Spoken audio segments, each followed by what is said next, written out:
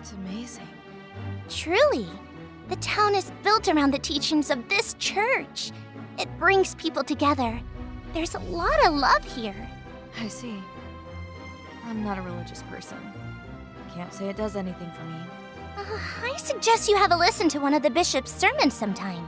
Elstrain is not a faith of judgment. It lifts people up in their darkest hour. I can't recommend it enough. That's so. I'll give it some thought. Hey, what's with the shed? Huh?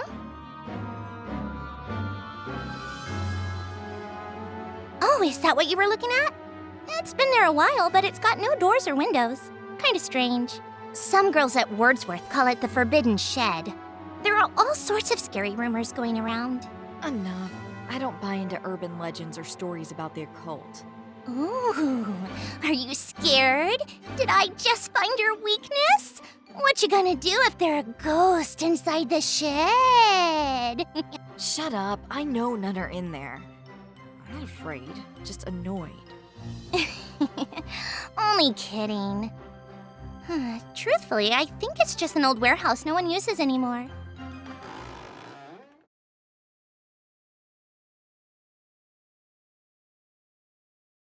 My. I was wondering where all that commotion came from. Greetings, Rotten. Oh, Bishop! Hello! Oh, you must be Mai. I've gotten word that, as of yesterday, you are Wordsworth's newest resident. Yes, that's right. Hello, I'm the bishop. I serve as head of the church. I heard you had something of a rough time.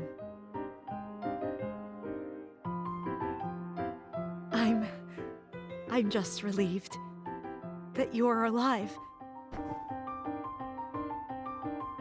From now on, your life is here. That is enough. Survive. Sometimes all we have is a sliver of hope, but it is enough to carry us to the happiness we deserve. Let your spirit guide you to the future. I am grateful for your dignity and for God's grace.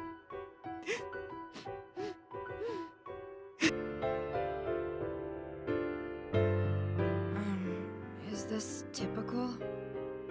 Do bishops normally cry openly like this? Oh, dear me. Forgive me. Our trials and tribulations are all granted by Elstrain. I admire your perseverance. Making yourself at home here can be challenging. Should you ever find yourself in trouble, my door is open. What? Why are you crying? I'm glad I met you too, Mai! Thanks for being alive! Man, you are a handful. Bishop, is there anything we could help you with? Well, might I be able to ask you to assist me in acquiring a new holy neckcloth? Headmistress Majora's fabric is intricately woven. Sewing, the coloring. I love it. Okay. I'll let my mother know. We'll keep tidying up the church and head back. Okay. Thank you again.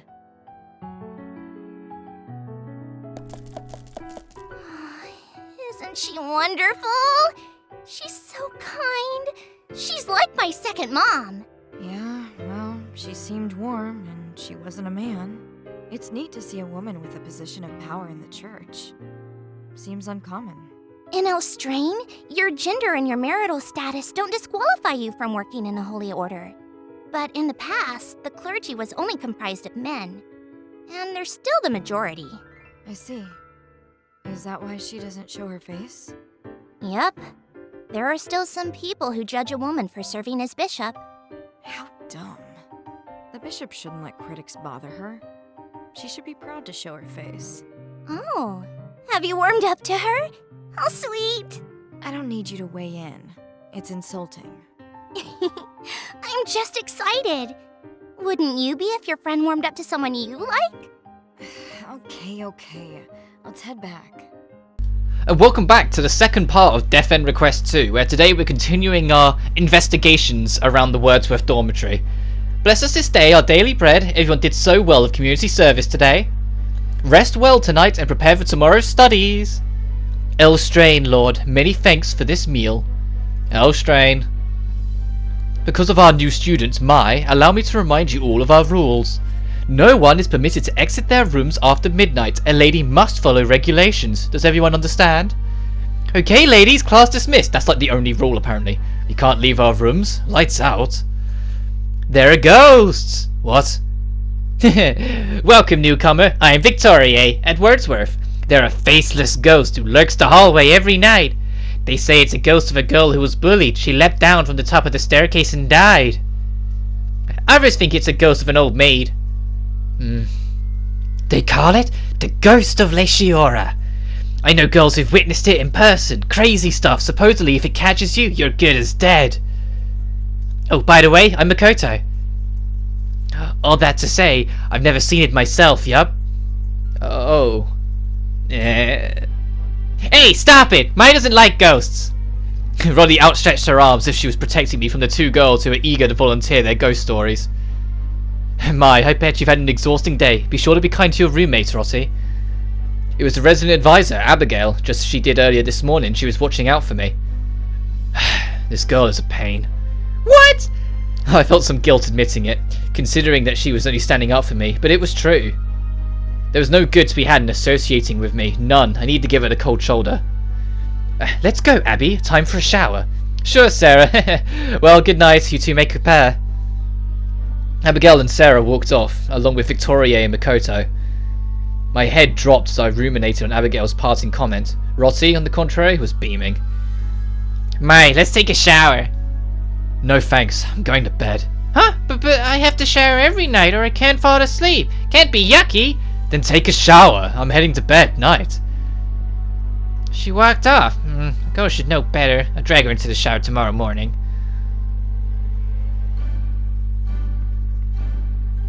I showered this morning. I don't need another. If I bathe morning and night, I'll get pruny. Want me to give you another one-way ticket to the shower room? The trio of miscreants from the morning reared their ugly faces once more. Hey, loser, you're scared, aren't you? All you had to do is take out the trash this morning, hear me? How was garbage duty in the forest for you? It was tough. Vina sneered, spinning around to slap Pick in the face. Pick, you idiot! Don't answer her! Oh, sorry. Why'd you hang out with her? Huh? Oh. Hey, guess you really gotta feel pain or else you're never gonna get it, huh, new girl? Vina slipped a fruit knife out of her pocket. I'll kill you! You want that, new girl? You got a death wish? Woohoo! Do it! Gouge your eyes out! Don't. What was that? You gonna cry? If you want me to stop, unless you're really going to kill me, then stop. I don't want to hurt you. I had no reaction. Unfazed by her knife, I walked right up to Vina. Huh? What's your problem? Why aren't you scared? Is this a knife? Does dying terrify you? I fear killing more than I fear dying. What? Hey, you troublemaker showed up again! Roddy suddenly appeared with a towel wrapped around her damp hair. I blocked Vina's knife with my hand to prevent Rossi from seeing it. Go. Vina shoved the knife back into her pocket, glaring at me all the while. You think you're so cool? You just made the Devil Society's hit list. That's us three. Let's split. The Devil Society, or whatever they called themselves, stormed down the hallway. You okay, Mai? Was Vina holding a... She didn't do anything. Finished your shower pretty quick, huh? Oh yeah, I was a little worried. I just got rinsed off. Glad I rushed out, though. How in the world does she do it? Even back at the cafeteria, she came running to help me. There was something sincere to her eyes, as if she truly possessed no ulterior motive. Jeez, dry your hair. Let's head to our room. Okay, time for bed. Can you dry my hair when we get back? Sure. You will? I'm pissed. What does that girl think this is, Mai Toyama? What the hell she would tell you if I pick on her again tomorrow? It's quiet. It's just weird since the halls are normally noisy during the day. It's almost midnight. Guess I shouldn't let curfew bother me. But I need to use the ladies' room. I can't help it. I have to hurry, I won't make it. Crap, it really is midnight. I gotta make sure a teacher doesn't catch me. But Vina noticed something. In the darkness was silent. empty hallway stood a tall, shadowy apparition. What is that? The shadow had a face but no expression. It was enough for Vina to know that it was staring back at her. Fastened to the wall was a wooden plate. It was supposed to symbolize Elstraine's divine protection, but it only rotated. Then it flipped upside down. Yeah, the references to Christianity aren't subtle. Ah! The dark shadow glided across the ground, charging towards Vina at great haste.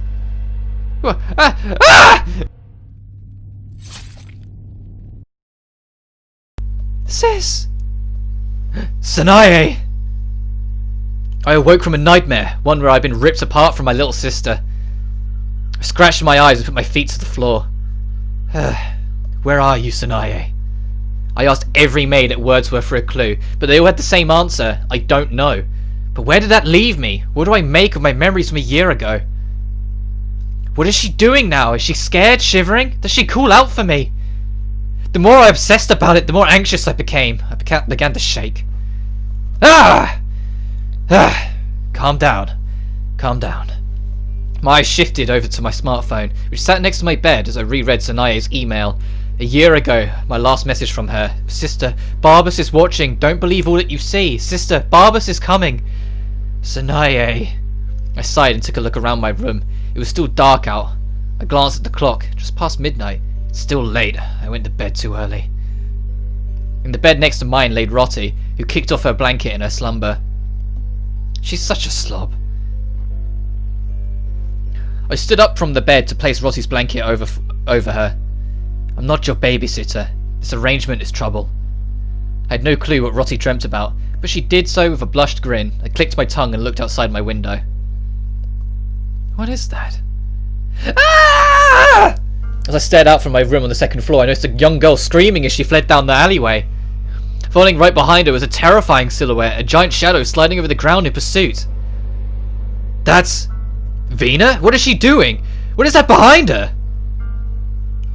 Whatever it was that chased her made my hair stand. I hurried over to rush Rotty to slap her awake, but she didn't budge. Again, bye. Rotty slept so peacefully that I felt some guilt from trying to wake her, so I decided to investigate on my own. No one is permitted to exit their rooms after midnight. A lady must follow regulations. Does everyone understand?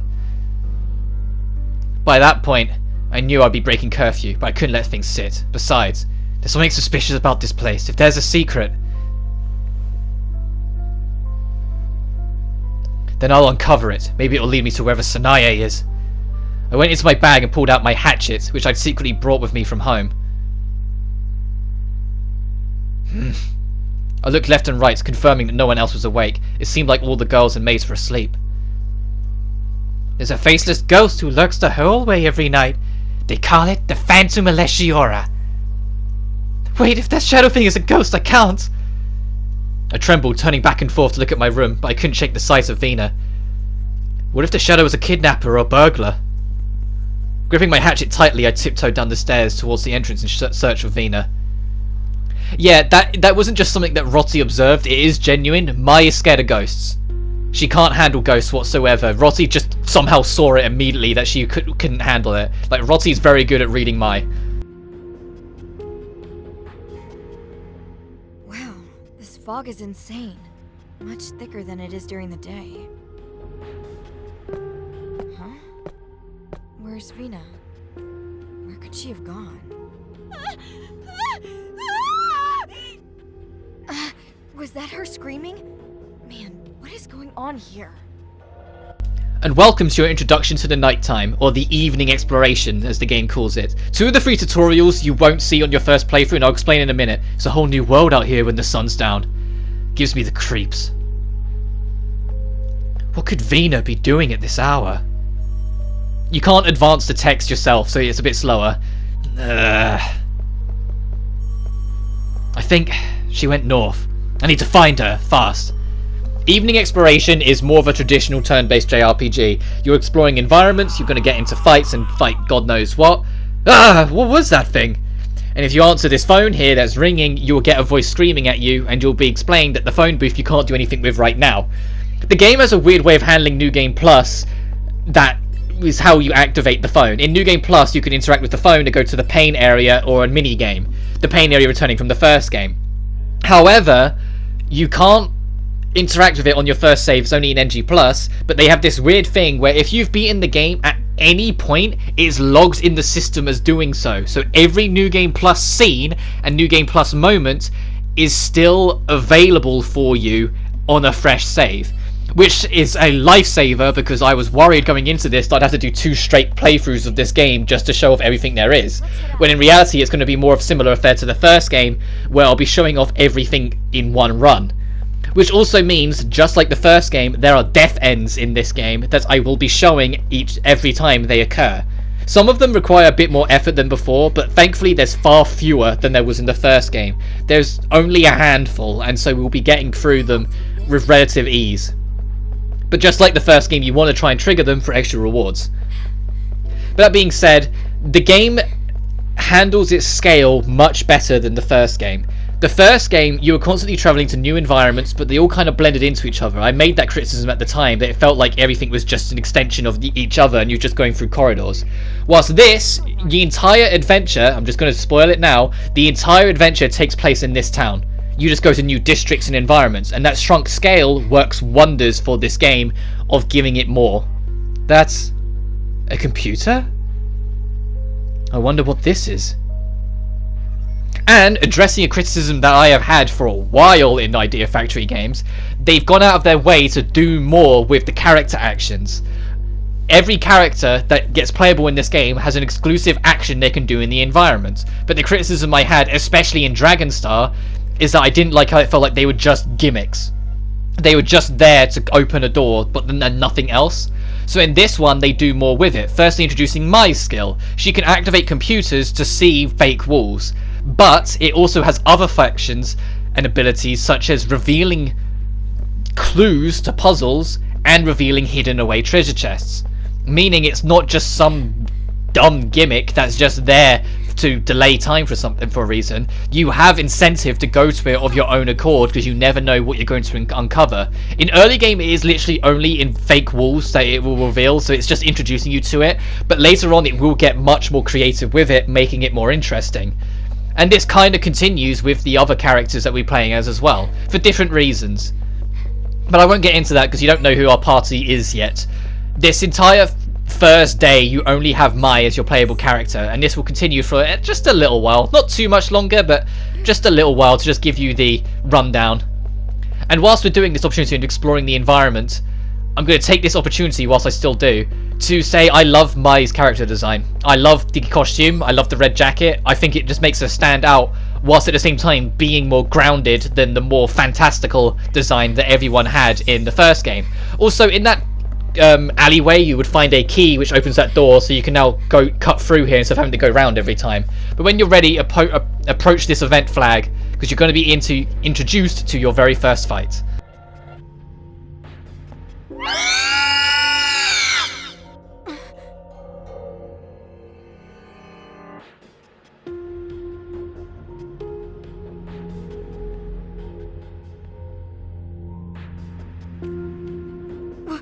What?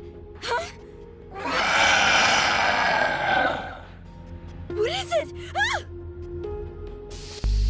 Combat has been reworked slightly from the first game. It's still the same idea you know and love, assuming you loved it from the first game, where you have free range to move around the environment, set up combos with free hit chains, and try and launch enemies. But launching has been made much more helpful and convenient, and the damage you do from knockbacks is far more helpful. Additionally, they've got rid of the whole you can only have so many moves available to you. Any skill you unlock, you can access at any time, eventually creating a gargantuan list of every single skill you have in the game, which is such a fucking improvement from the first game, where you could only have like 12 skills, I think it was, total, and that was your lot, so you had to pick and choose what you wanted. Giving you full reign is just such a smarter decision. Additionally, you can actually pick favorites, and you can put your favorites into a list so it doesn't get confusing of what's what. The game auto aligns everything into different categories of physical attacks, stat raising skills, healing skills, and items.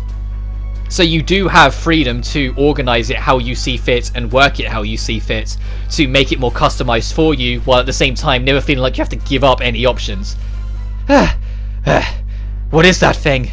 The shadowy creature leapt suddenly, startling me, so I swung it at my hatchet as hard as I could. The hatchet made contact with its shadowy flesh, and the creature shrieked so loudly I thought my eardrums would shatter.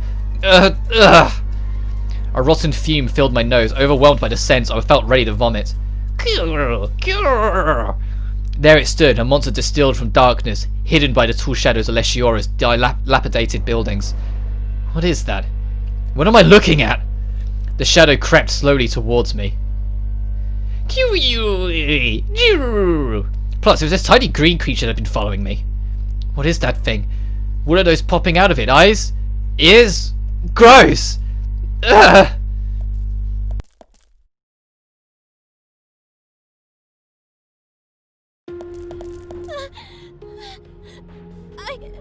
Ow! Why is this happening to me? Help! Somebody! Help! Ah! It hurts! It hurts! Ah! Ouch! I can't go on!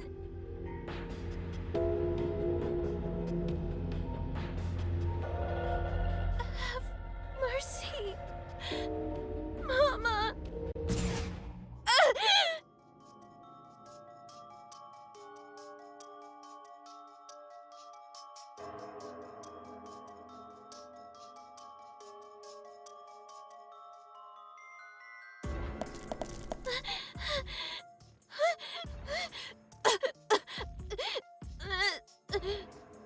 I have to hide.